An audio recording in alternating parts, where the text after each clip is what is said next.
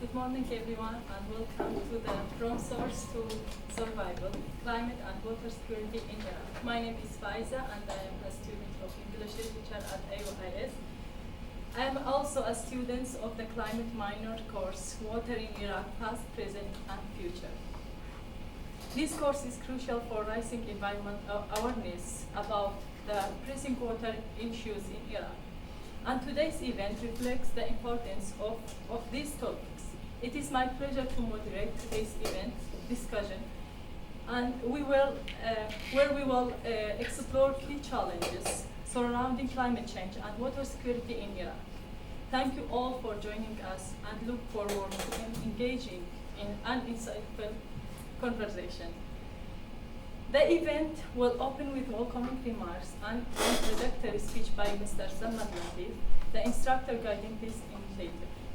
Mr. Sarmad Latif is a senior researcher specializing in climate change, water, and environmental security. He holds a master's degree in civil engineering with first-class honors, focusing on water security from the National Energy University of Malaysia. Mr. Sarmad has authored over 50 scientific articles and 2 books, and has peer-reviewed over 200 papers for leading international journals. He serves as an editor for Discovering Sustainability, a Springer Nature journals indexed by Clarivate and Scopes, and other academic databases. In 2023, he was recognized as the leading researcher in Iraq by Scopes for his contribution to water security and its impact on dam management. His research aligned with the UN Sustainable Development Goals, focusing on water security, AI in engineering, and sustainable environmental management in Kurdistan region of Iraq. He also teaches climate minor courses at AUIS, including water in Iraq, past, present, and future. Mr. Sarmad, the floor is yours.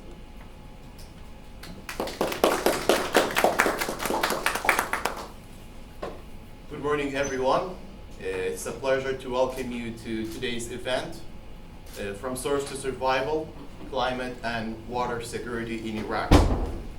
My name is Sarmad Latif, and I'm the instructor of Water in Iraq, Past, Present, and Future. Today, I'll be giving a brief introduction to this course and its importance, as well as setting the stage for today's panel discussions. The course I teach is a part of Climate Minor, which focuses on one of the most important challenges that Iraq and many other countries face today, water security.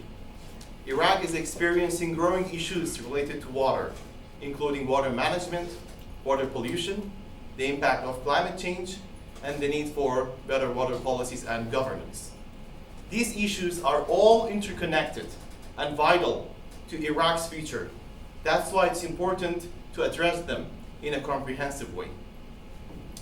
First of all, let's talk about water management. Iraq's rivers, such as Tigris and Euphrates, have been essential to the country's agriculture, drinking water, and energy needs for thousands of years. However, improper management of these vital water sources has led to many problems, including water scarcity. So,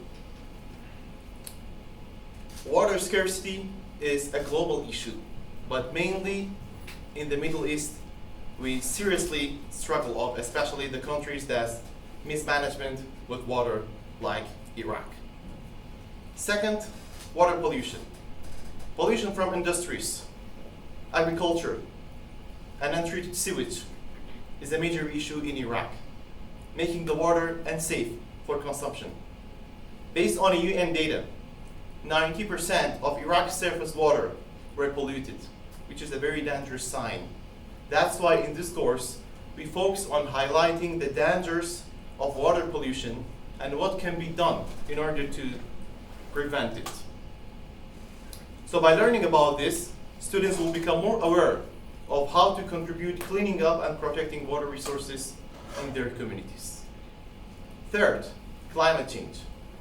Climate change is increasing the frequency of extreme weather events like droughts and floods, which affect water resources and the infrastructures in Iraq.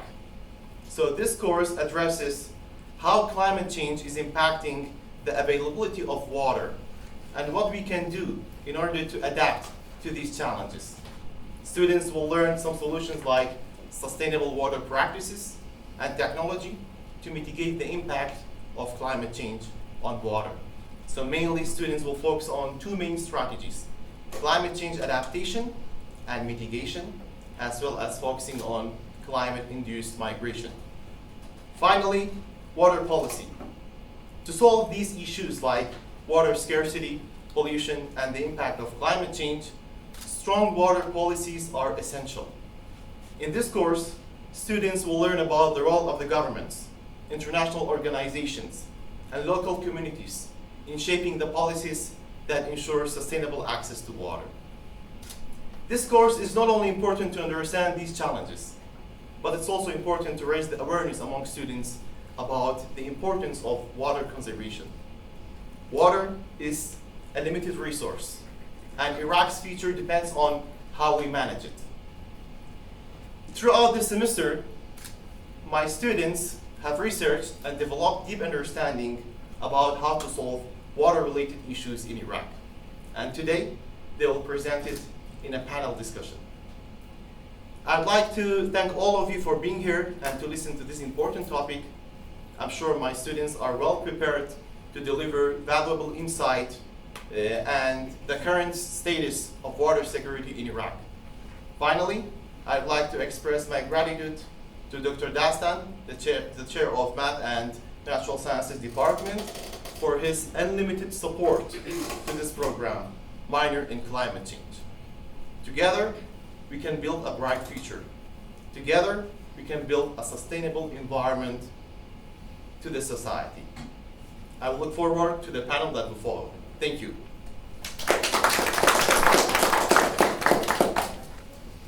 Thank you, Mr. Sarmad, for his valuable speech.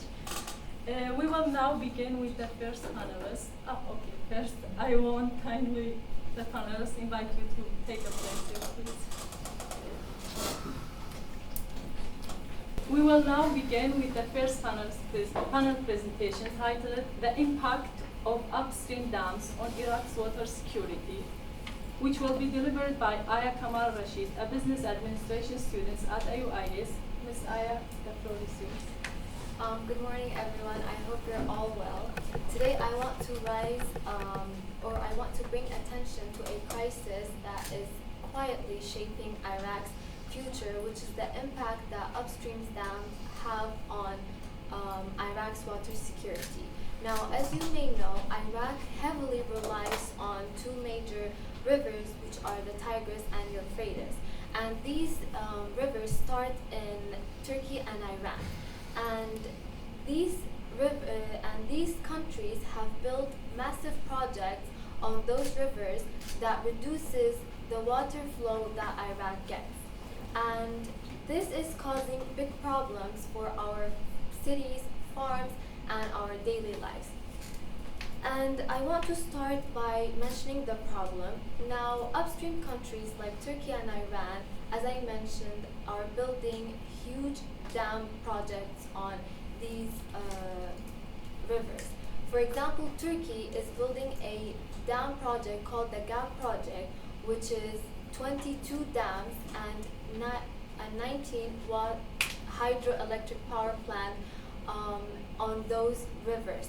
And out of the 22 dams, 18 of them have been constructed, and out of the 19 hydroelectric power plants, 13 of them are producing energy.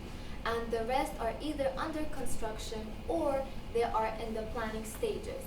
And also Iran have built dams on rivers that flow into Iraq.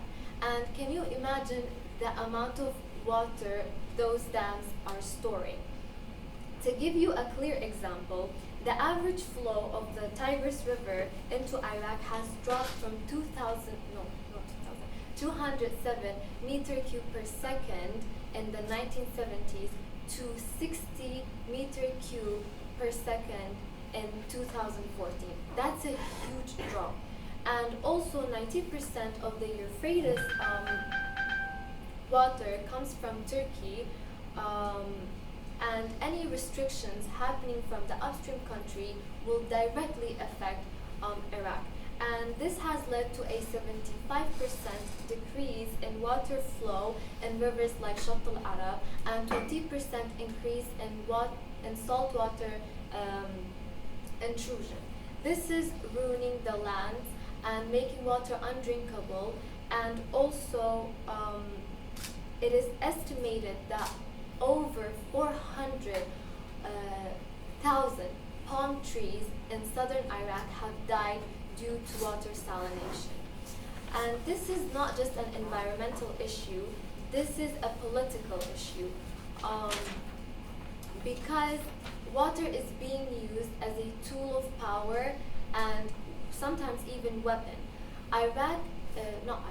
Turkey is not acknowledging the fact that Euphrates and Tigris are international rivers and not local ones.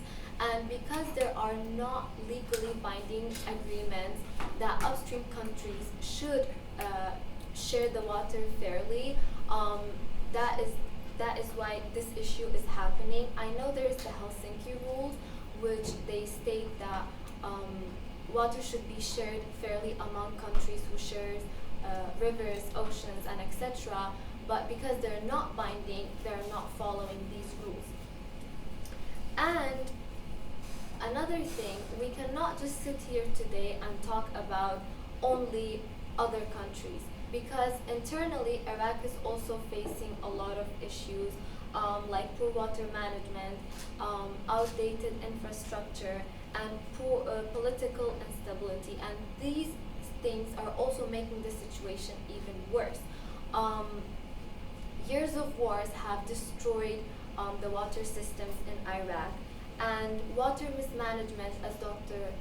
Sarmad also mentioned, is a huge problem here, because we have water, but we're not using it correctly, or we're wasting it, we're polluting it, and we're contaminating it. And the Iraqi government fails to invest in modern irrigation systems, desalination, and public awareness. And this impacts not just us citizens living in Iraq, but also the economy.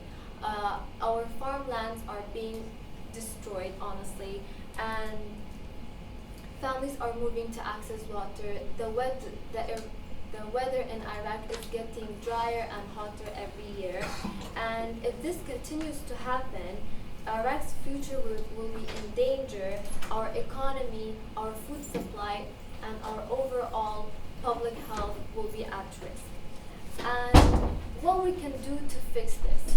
Now, there are a lot of things that we need to do, but today I'll be only talking about 3, which is number 1, stronger diplomacy. Iraq needs to work with the United Nations and other countries to make fair water sharing deals with upstream countries.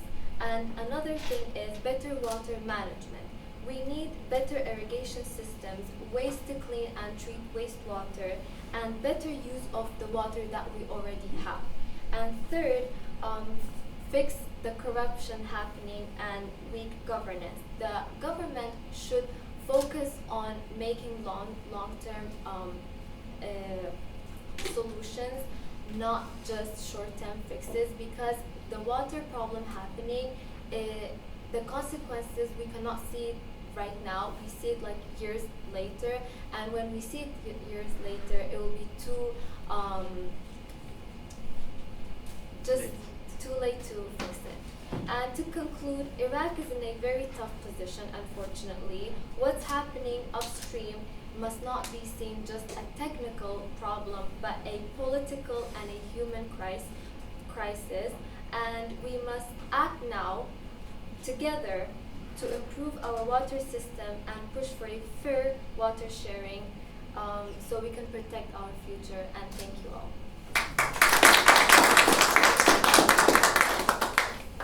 Thank you, Ms. Aya, for your insightful presentation and for shedding light on such a critical issue. We truly actually appreciate that. Now we move to the second panelist presentation. presentation titled Climate Change and the Future of Water Availability in Southern Iraq, which will be delivered by Mr. Muhammad Yunus, a senior software engineering at the UIS. Mr. Muhammad, you may begin. Thank you all for coming today. I'm very delighted. So I will be talking about climate change in the southern part of Iraq and in the overall world. So we all know that our country is facing a lot of drought, a lot of sandstorms in the winters, in the spring and summertime. That's one of the reasons of the climate change. And I don't know if any of you have noticed. In Iraq, it used to have 3 months of spring in the past, but now we have at most 2 months in the current time. Why? That's all because of the overuse of gas, natural resources in the world, and that will make our world much more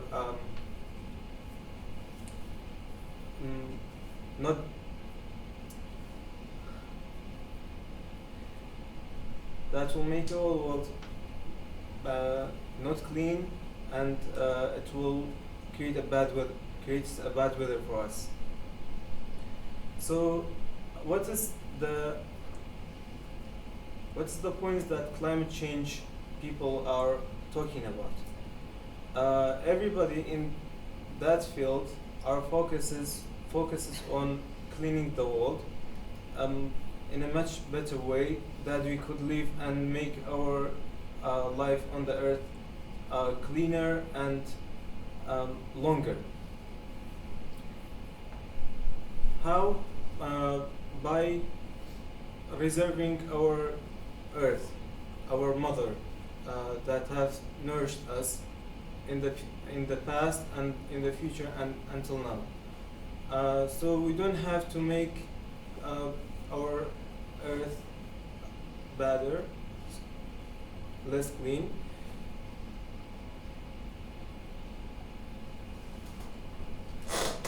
So in the use of too much fuel, we will create a worse earth.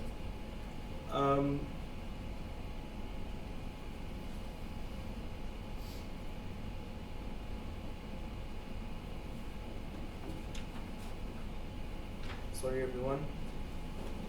By using more fuel in the current time, we use more oxygen, and that oxygen is reserving our earth by creating the ozone layer, because ozone consists of O3, as I remember, and oxygen is O2. So the natural flow is from O2 to O3 and O3 to O2. If we use too much fuel, as we do now, so we will create more carbon dioxide which uses more oxygen, and it will make our reservoir of oxygen less. Also, when we use too much water in our time and we are polluting it, we will face much more problems in the climate change area, because as my colleague Aya has mentioned, the water reservoir is decreasing. One of the other major problems that faces our time is that the desertification problem, which has led to growing less crops, less oxygen, and making the land unusable in the future. We will give the land too much water at that time, and it will make the land unusable in the future, and we will lose the water also.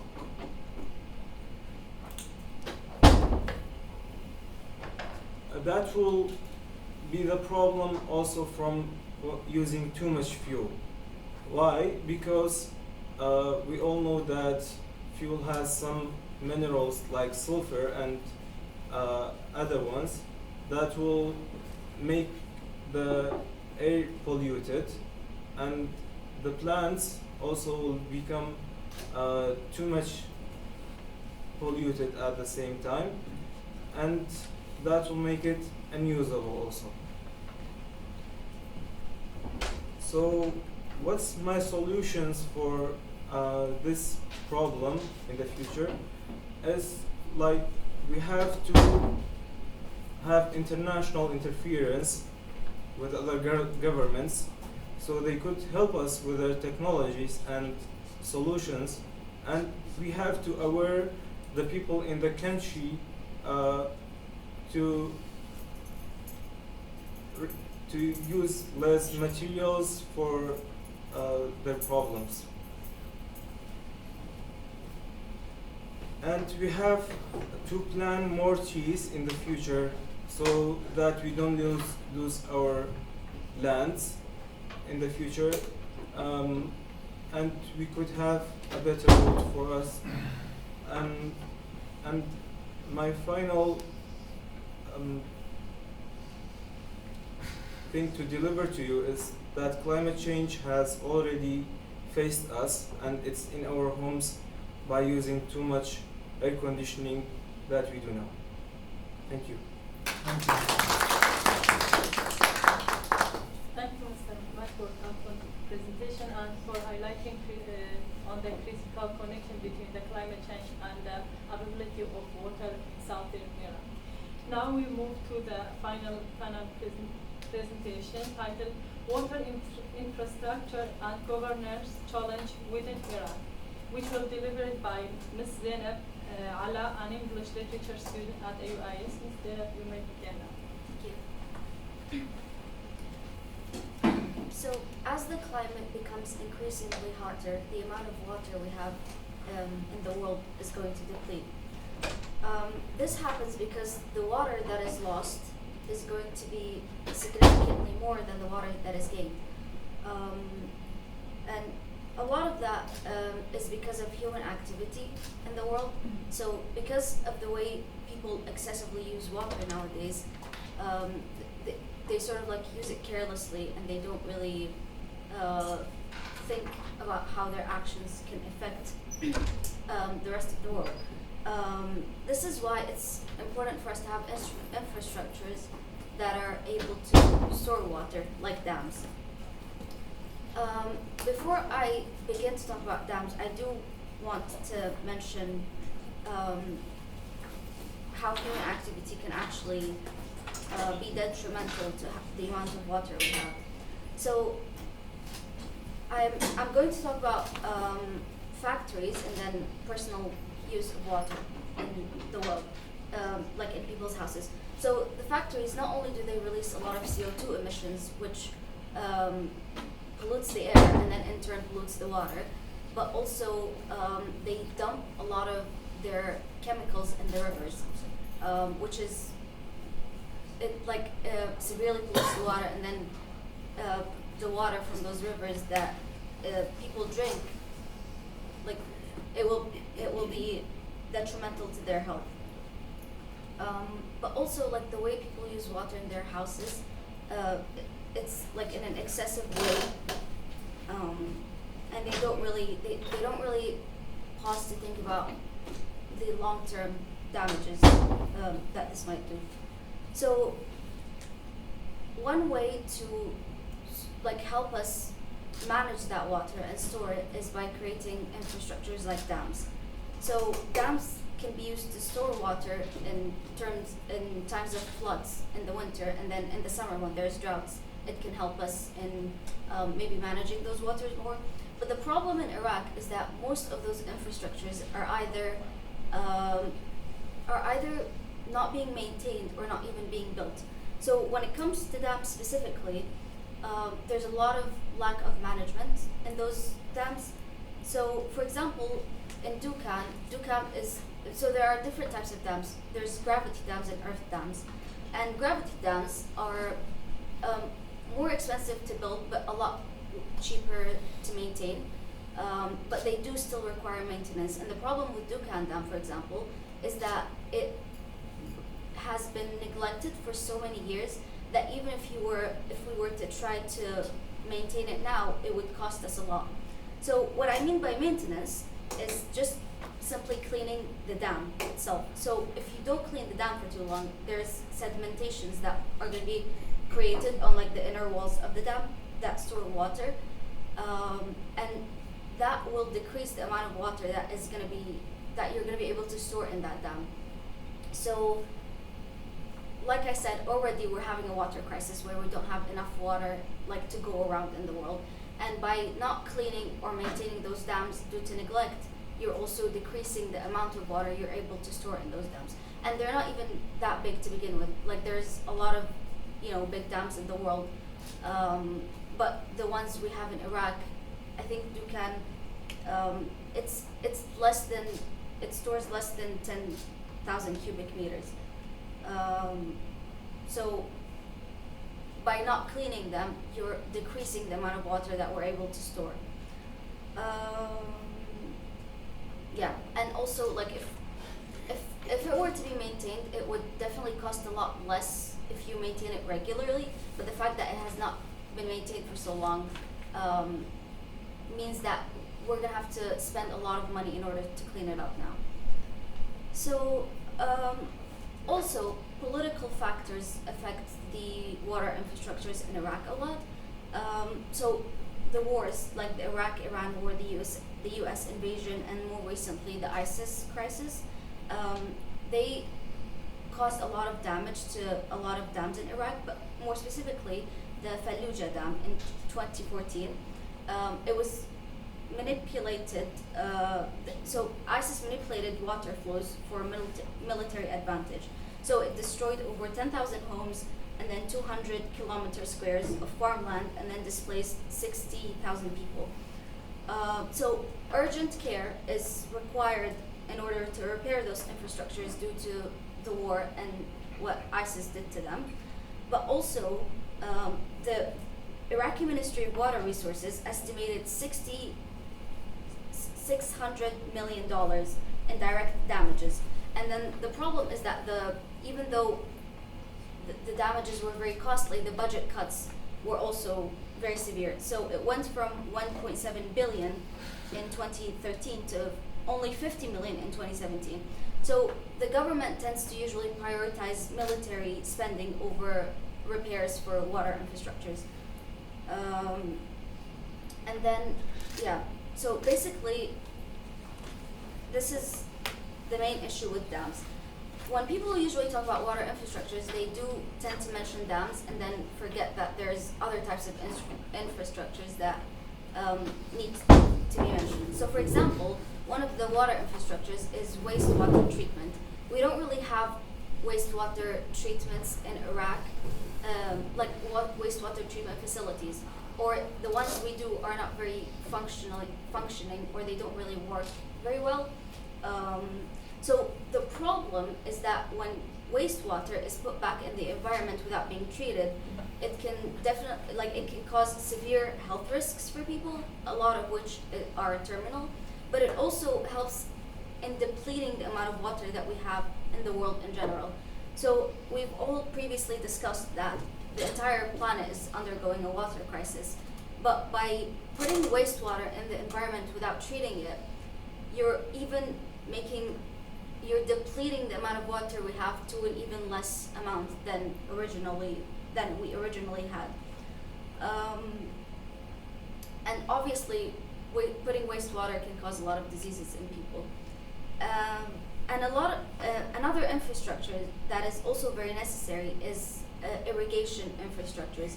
Most of the water in Iraq, I think it's up to 70%, or like a very big number like that, is used in irrigation. So a lot of the water that is lost is used in the agriculture department. And you might think that it's because the agriculture needs that much water, but in reality, it is wasted. Like the water used in agriculture department is a lot more than the agriculture itself needs. this is why irrigation systems need to be put in place that would be able to manage the water better and not waste it. So another major problem with the way the irrigation system works in Iraq right now is that the way they bring the water from groundwater, and the groundwater is meant to be preserved for future generations. It's not really meant to be tapped into unless there's like a water crisis in the area where you're not even allowed to you're not able to access water on the surface. So not only do irrigation projects in Iraq currently use groundwater, they also waste it. So when you're using groundwater, you're severely damaging the ground itself and preventing the ability for that ground to collect water in the future. So not only are you taking the water the ground has right now, you're also preventing the ground from storing more water in the future.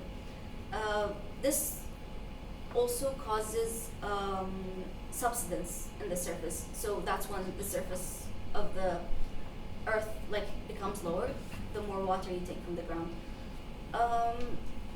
So yeah, those are the main three infrastructures issues when it comes to Iraq. And I was told that I need to present solutions. And I kept thinking a lot about it, and I was thinking that the main solution that we really need is education, and to make people aware of how their behaviors could potentially affect the environment. But then the thing is, educating people would only really help us in maybe preserving the water we have. It would really fix the infrastructures, because doesn't matter how much water or how little water we use or how wisely we use it, the infrastructures that are built are still going to be very difficult to maintain. The only way for us to actually help fix those infrastructures is by government interference.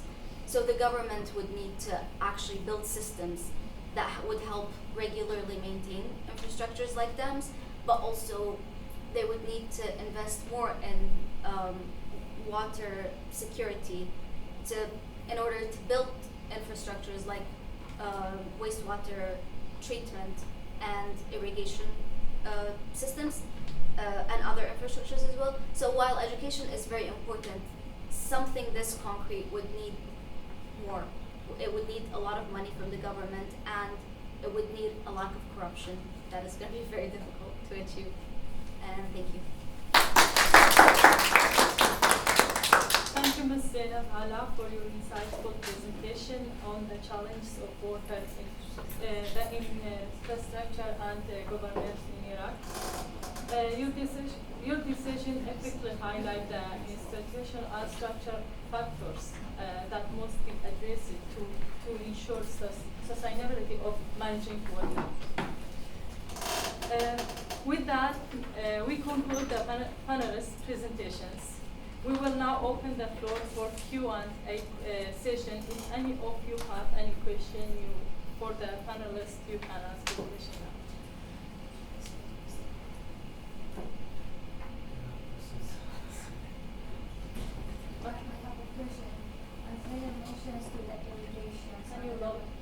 Can you say it loud? We cannot hear you. Oh, yeah. Zainab mentions the irrigations and the wasting of water. So, what do you think? Have you searched about the role of the technology these days, which is we use some sensors to water exactly the plant we want, so in order not to waste the water we have it. So, did you think about such solutions? Maybe we can bring to Iraq to solve the irrigation systems these days? What do you think? There are already irrigation systems in the world that work.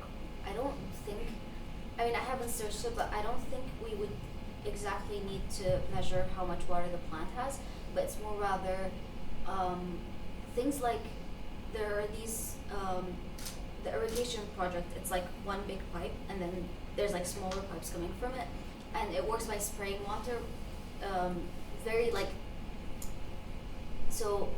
with a lot of pressure and very little amount. So it sprays it instead of just dumping it on the plants. Also, like one thing about agriculture is that if you put a lot of water in the plants, it could also harm them.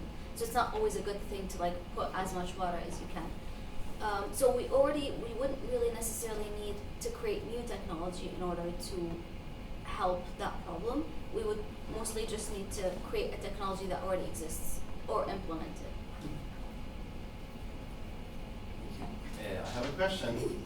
If I just ask you, Mr. Muhammad Yunus, you mentioned about the climate change, which is a global issue. If I just ask you, what do you advise the government of Iraq to go with climate change adaptation or mitigation? Which one works well for the current situation of water security in Iraq? Sorry, could you please state your question, please? I mean, like to solve the issues we have related to water based on the impact of climate change. Should we focus on climate change adaptation to adapt to the climate change, or we should go for mitigation measurements? Which one works well for the current situation? I think both solutions can be addressed and have its own impact. For example, in some villages, when the desertification happens, they have to migrate. So that's climate change adaptation, as I understand it. And the government can also have hand in improving the sector. For example, by using some of its budget in creating more lands for trees, as we have in Hawari Shar in Sulaimani. I think that park has most of the oxygen of Sulaimani, so it will give the oxygen to Sulaimani. And CTEC also gives us too much good weather to ourselves. So I think we could consider both solutions. Thank you, thank you. I have my final question to Ms. Aya. You have talked about the politics side of water. So if we just focus on a specific region like Kurdistan region of Iraq here, what do you think the government should do within the transboundary cooperation with the upstream countries? In Kurdistan, around 50% of the surface water we receive from Iran. So what do you think? Do you think the government is able globally to cooperate with Iran directly, or what's the solution in your point of view? As I mentioned, Iraq and we can say Kurdistan as well, they can work with United Nations and other countries to help with the process of, let's say, working with Iran for a better agreement on sharing the water better and basically have a more friendly relationship with each other. Because I feel like if Kurdistan on its own goes and approaches Iran, I don't think it will work, but by the help of the United Nations and maybe other countries, they can achieve that. And also, we need to, we live in Kurdistan and Kurdistan is important, but it's a part of Iraq, and we need to fix this issue for all over Iraq, because what happens in Iraq affects us, and what happens here also affects them. So we need a better solution for Kurdistan and Iraq all around. Thank you very much. I just want to add to that. As most of you guys are aware of it, Yunani has just ended their mission officially by a request from Iraq. And Yunani is the main organization that does fund those kind of projects with UNDP, UNFPA and others. How do you think that will affect the process? As you mentioned, Iraq needs to work with the UN and the UNCCF, which is the UN cooperation framework between the countries and so on. And by this, the Iraq is probably draw back from that agreement. So how do you guys think this will affect the process? So I think the funding is a resource that we could use to mitigate those problems. But this, the Earth is a place for all of us. So we should, all of us, have a solution for it. Not just we could use the funding to mitigate those problems. I don't know if you get my point. So everybody in its own place should have some principles to mitigate those problems. For example, by throwing this can on the road, it will make it less clean. Okay? So somebody should go and clean it up. Why should we do that in the first place? I don't know. So everybody should have their own concern about preserving this land, this earth. And to add to that, I think it's also important to not just throw the can in the street. I feel like it's also important to just not buy it in the first place. So like our homes all have like the tap water, and obviously that's not very good to drink, but there's like filtered waters that you can, like a filtration system you can get for that tap water. So instead of just buying plastic water bottles, you can just use that one instead. So you wouldn't even, so it's not just about where you're throwing it, because even if you throw it in the trash, it will still end up in a landfill somewhere. So it's important that you're very careful of even the stuff you buy. Before you even think, where am I going to throw this? You just think, do I need to buy this? One other thing that I forgot. We have too much solutions for transportation. For example, we could use airlines. We could use ships to transport goods. We could use cars. We could use trucks. We could use trains. In my opinion, public transportation has that solution. So it will reduce the carbon dioxide emission for the climate pollution, and that will solve one of the other problems too.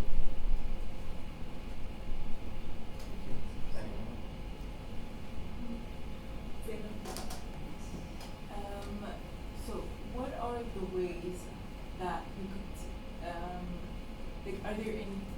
what are the technological techniques that can be used to clean the water, to clean polluted water? So just like how there are dams, there are like other infrastructures, like I mentioned, the wastewater treatment. That's a way that can be used to clean the wastewater. So you would obviously need to cleaning, like recycling water in order for it to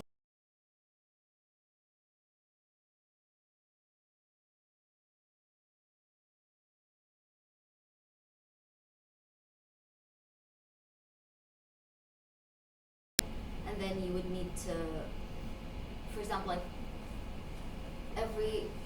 all the water we have has some amount of chlorine in it, and while that's like a chemical that can be considered poisonous, like you still need to have it, but just up to a certain amount. So in order for us to be able to use the water again, it needs to go through those machines that filter it, and then you would need to put, for example, chlorine.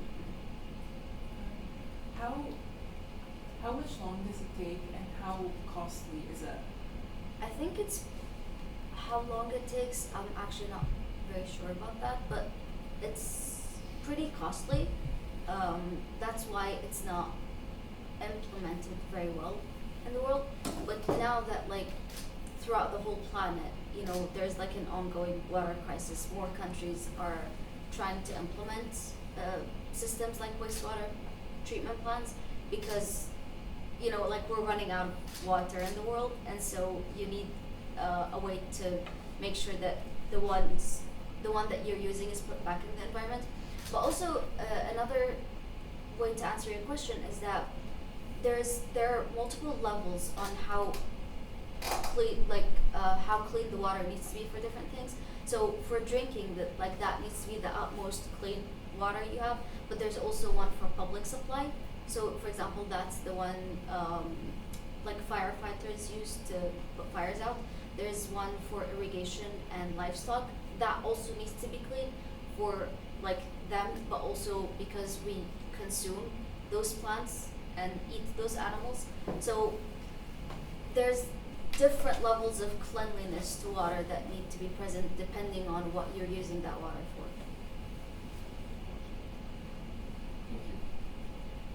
I think you had a question? Yeah, actually, I would say it's more clarification. Well, thank you first of all, Manawa. I'm so happy that we are covering climate change and water scarcity. I'm an international studies student, and my capstone is about water scarcity and the diplomatic relationship between Turkey, Iran, and Syria, according to the water case, and our ministries, how they are functioning through that. So I would say that our problems, it's not because of dams, it's not about the user. Okay, users are one of the huge problems. I would go to the south first. About the repair of infrastructure.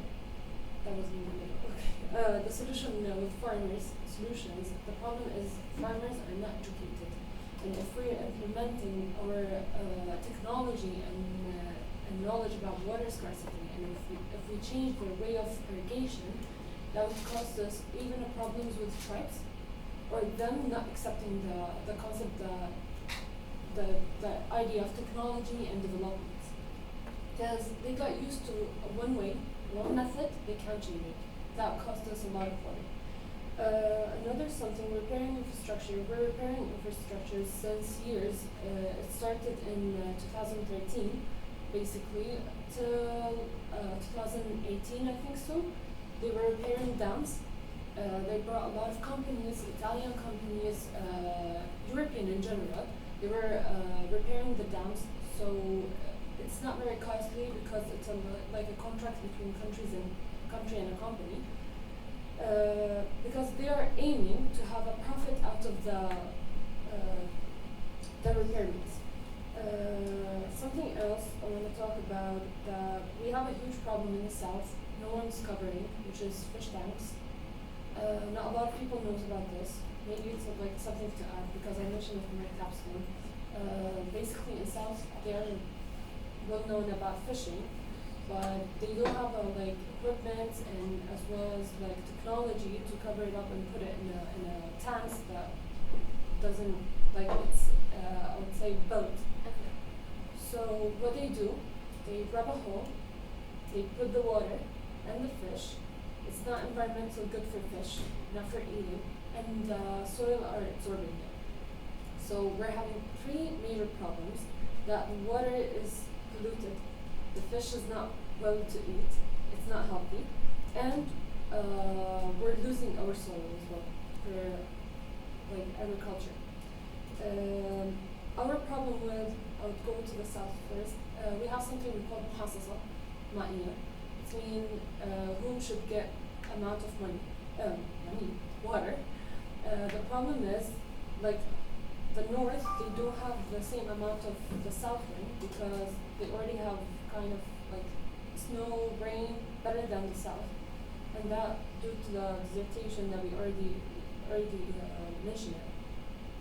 And this case is making a conflict between Kurdistan and Iraq that leading to a conflict with Turkey because Kurdistan, they're having deals with Turkey as well as Iraq, they're having another deal with them. We don't have an agreement according to that, which is leading us to a conflict because plus the corruption, of course. When the governors go to Turkey and they ask for like kind of a diplomatic solution for that, even they are sending like it's an upstream and it's an international revenues. The problem is we have different contracts and the governments are signing stuff that they don't know and they are not aware of the consequences of it. So these are the huge problem for international governments. It's not about the UN can do nothing because we already signed. If they come like into like arbitration, they would say, guys, you signed this contract, you will obey. So Yeah, there's a lot of to cover, to be honest. I messed up my notes, but these are for now, I'd say. Thank you for your valuable insight related to water quality science. Thank you. Thank you for your participation in this panel, and this is the end of our panel, and thank you all for being here, and it was our pleasure to meet you all and see how people are caring about the climate change and the water in Iraq. Thank you so much and have a very nice day.